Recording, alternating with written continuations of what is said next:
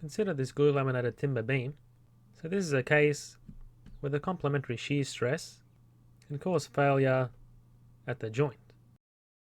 And here we're asked to find the maximum shear stress in the beam and the shear stress at the top and bottom of the beam. So let's start off with the shear formula, which is equal to the transverse shear force by Q on the second moment of area of the section by the width of the section. And Q is equal to the centroid of the area A dash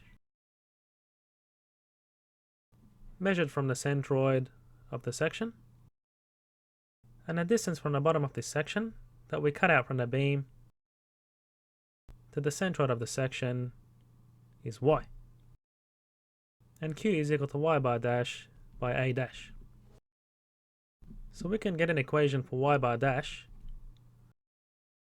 where this dimension here is half the depth. So we have y plus d on 2 minus y on 2. So that gives this distance over here, which is y bar dash. And the area A dash is equal to the width of the section multiplied by the height of this area, which is d on 2 minus y. So y bar dash can be simplified. So we have y minus 1 half y, which is y on 2, plus d on 4. And we know that the second moment of area of the section about the horizontal axis is BD cubed on 12. And now we can substitute for Q, so that will be y bar dash by A dash, which is B by D on 2 minus y, and that's divided by the second moment of area, which is BD cubed on 12 multiplied by B. And we can see that the B's here cancel. So dividing by 12 in the denominator gives a 12 in the numerator, and we'll get rid of these cancelled B's. Now to get the maximum shear stress, we'll differentiate the shear stress with respect to y. So using the product rule, keeping the first term constant, and differentiating the second term, which is minus 1, and then we differentiate the first term while keeping the second term constant. And 12v on BD cubed is constant. So here we can see that minus d on 4 plus d on 4 is 0, and minus y on 2 minus y on 2 is minus y. So we obtain 12v on BD cubed by minus y,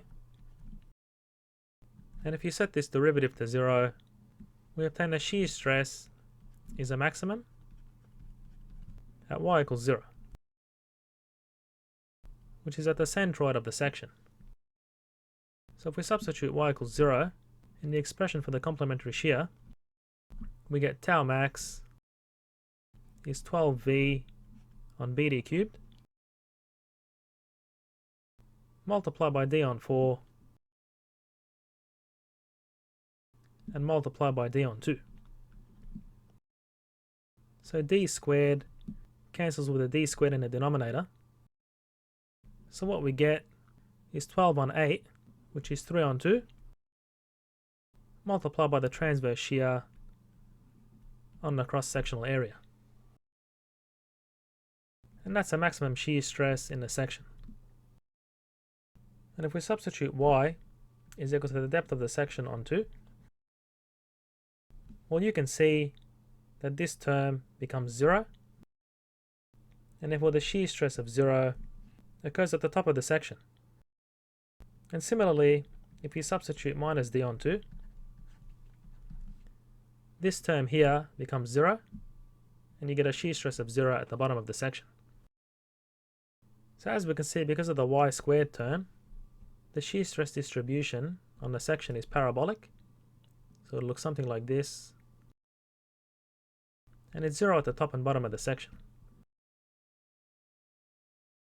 And we can also observe that the maximum shear stress on a laminate in the middle of this section